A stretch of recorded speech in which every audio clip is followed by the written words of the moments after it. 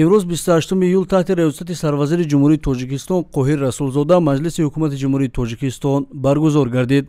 در کار مجلس لایحه‌های یکچند قانون‌های جمهوری تاجیکستان از جمله اوید به لایحه قانون جمهوری تاجیکستان درباره وارد نمودن تغییرات به کدکس جنایتی جمهوری تاجیکستان، اوید به لایحه قانون جمهوری تاجیکستان درباره وارد نمودن تغییرات به کدکس عائله جمهوری تاجیکستان، درباره لایحه قانون جمهوری تاجیکستان اوید به وارد نمودن الهه‌ها به قانون جمهوری تاجیکستان درباره حفظ حقوق‌های کودک،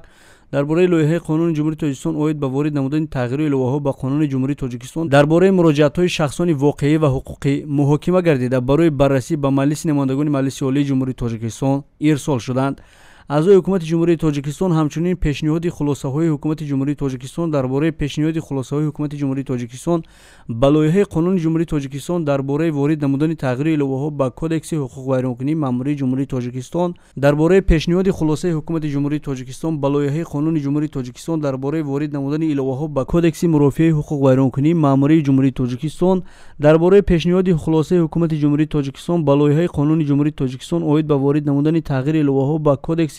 تندرستی جمهوری تاجیکستان، درباره پیشنهاد خلاصه حکومت جمهوری تاجیکستان به لایحه قانون جمهوری تاجیکستان درباره وارد نمودن تغییر الهه‌ها به کدکس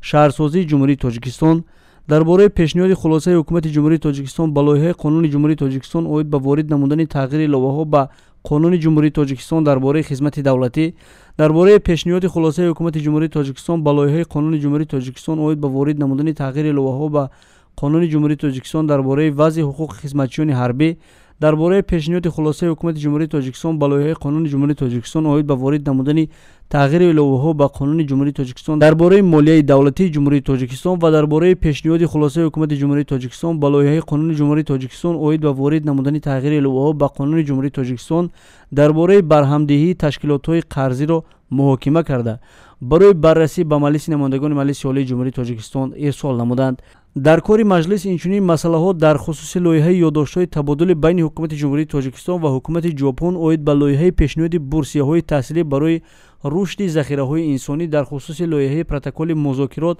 بین وزارت انرژتیک و ذخیره‌های آب جمهوری تاجیکستان و اجنسی کره اوید به همکاری بین المللی برای مرحله دوم لایحه‌های ساختمان شبکه‌های برقی در رامیت تاجیکستان و درباره عوض‌کنی بعضی ابیکت‌های جغرافی حدود جمهوری تاجیکستان بررسی شدند. در آخر کار مجلس سروزیر جمهوری تاجیکستان قاهر رسولزاده به راهبران ساختارهای دولتی و مقامات اجرایی حکومت دولتی ولایت‌ها، شهر و ناحیه‌ها جهت اجرای سریوقتی دستورهای مجلس نوبتی حکومت مملکت، تامین اجرای سفارش‌های قبلی پرزیدنت جمهوری تاجیکستان، عملی سازی چاره‌بینی‌های به نقشه گرفته، استقبال سزاوار جشن بزرگ ملی 35 سالگی استقلالیت دولتی سفارش‌های مشخص دادند. دستور سفارش‌ها همچنین برای در سطح بلند آمادگی و تشکیل گذراندن چاره‌بینی‌های بزرگ بین المللی و منطقوی به نقشه گرفته شده، تامین اجرای فرمان پرزیدنت جمهوری تاجیکستان درباره تدبیرهای وسعت دادن حساب برآورکنی غیر نقدی، آمادگی همه‌جانبه به دوره تیرماه زمستان سال 2023-24، ذخیره‌های کافی مواد آذوقه و سوزشواری،